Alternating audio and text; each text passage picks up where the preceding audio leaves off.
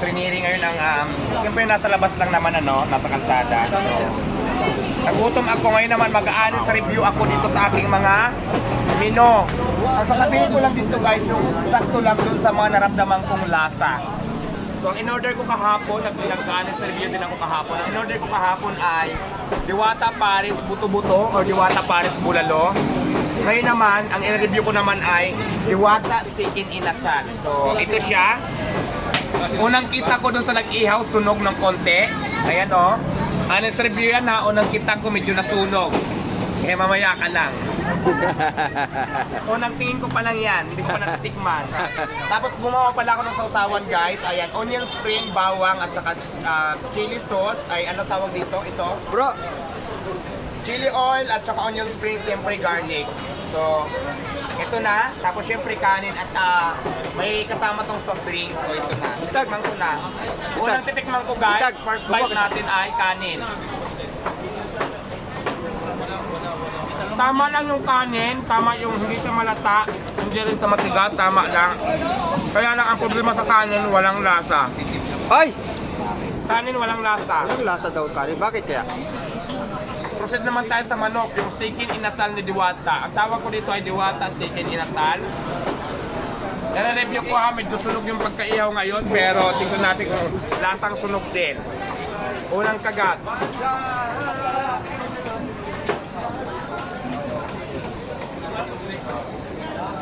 Yun. Manamis-namis.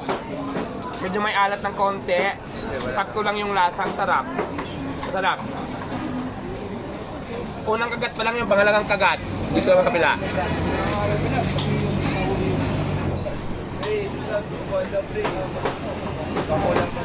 Ang sarap ng chicken inasal. Ang comment ko lang dito sa nagluto, medyo nasunog lang ng konti pero yung lasa niya is quality. From 1 to 10, 9. Sarap. Kulang pa ng isa, nagkulang pa ng isa. Guys. Pero pasok. Pasok sa panlasa ni Diwata, kaya yan, nire-review po talaga. Kasi kung hindi masarap guys, ako naman magsasabi guys, akin pa to, na hindi siya masarap. Marinated kasi siya, na-marinate to ng halos ilang oras, kaya yung lasa niya, sagad hanggang buto, sarap na sarap talaga siya. Kumbaga, pagtalab na talab yung sarap. Picture muna kami. Ate, nakatingin ka na ba ng mga inasal? Diwata inasal? Kakain pa lang. O, kumain na muna kayo. Recommended ko to sa'yo, masarap. Sausaw naman natin ngayon sa Dalawa pala chicken toyo mo, no? na may kalamansi, na may chili oil at saka mayroong garlic. Masarap siya pag sinausaw mo, pero para sa akin ha, lasang-lasa na kasi yung manok. Smell ka muna. Mas maganda siguro kapag hindi nyo na isausaw sa ganito. Yan. May oras? Ay, naka-video. Ano ba yan? O, isa pa. Nilagyan mo pa yung timer, 1 hour. Hindi, naka-video pala yan. Si Alvin guys, oh, sarap na sarap yan. Yung Sikin Inasal guys, recommend ko na siguro wag nyo na lagyan ng sausawan kasi mas malasa siya kapag hindi siya lagyan ng sausawan. So again, ay soft drinks naman na i-review natin kung may lasa ba o wala.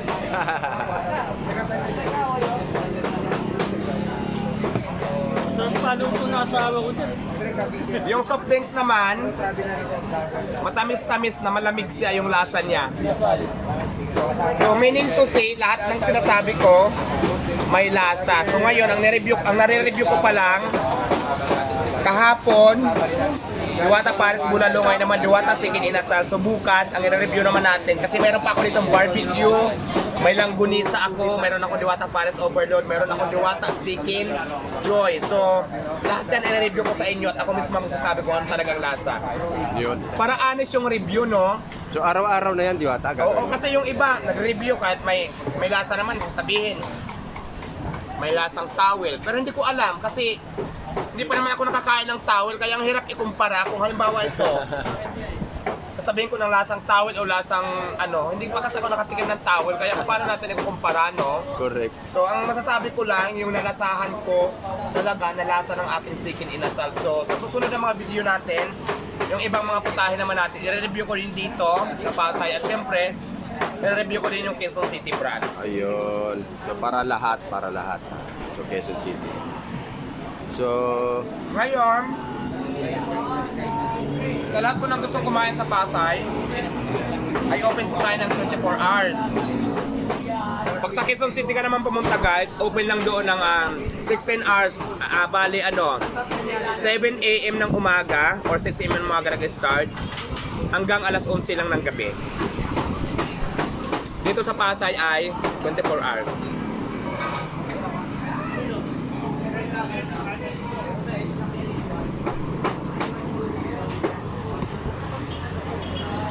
Masarap yung manok, ang masasabi ko lang sa nag-ihaw. Medyo nasunog ng konti yung balat. Ayan.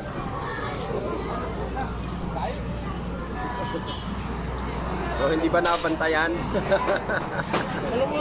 Pero pag kinain mo yung balat kahit medyo maitim, masarap. Hindi sa lasang sunog. Parang inihaw lang siya.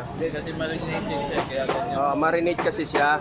So kailangan So base sa aking mga panglasa, ang sinasabi ko lang po honestly, yung panglasa ko lang ha,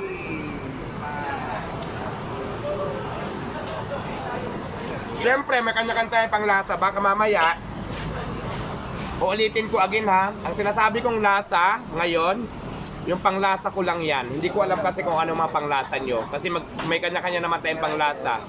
Sarili kong panglasa is yun lang po yung sinasabi ko. Diba? Baka mamaya, alam nyo na,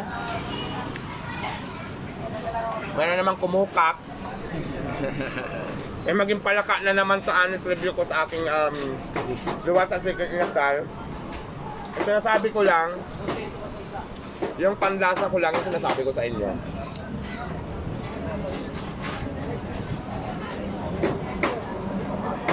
Anong kinain mo? Chicken Inasal? Oo. Oh, mag-review ka. Anong panglasa mo? Sarap. Mike. Ano sumisot ano? Anong panglasa? Masarap. Siguro Masarap. nire-rate ko to ano. Nakain mo na yung manok ko, yung chicken inasal ng Diwata, at natikman mo na rin si Diwata. Anong masasabi mo kung para mo yung lasa? Sino masarap, ako o yung manok? Sumanok pa rin.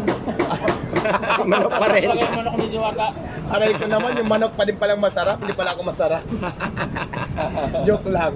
Sino pa nag-order ng inasal? Ako, hindi pa ako kumakain. Ayan. Pabigyan niya ng mic, i-review natin. So reserve ko yan. Ni-reserve ko. Ako, paubos na yun. Ito si ano? Ano? Actually, yung ano ko, yung order. Ano yung panglasa? Manok din yung order mo para Yung sa'yo. totoo, Ano yung totoo. Sa yung totoo at saka yung hindi totoo. Yung totoo muna.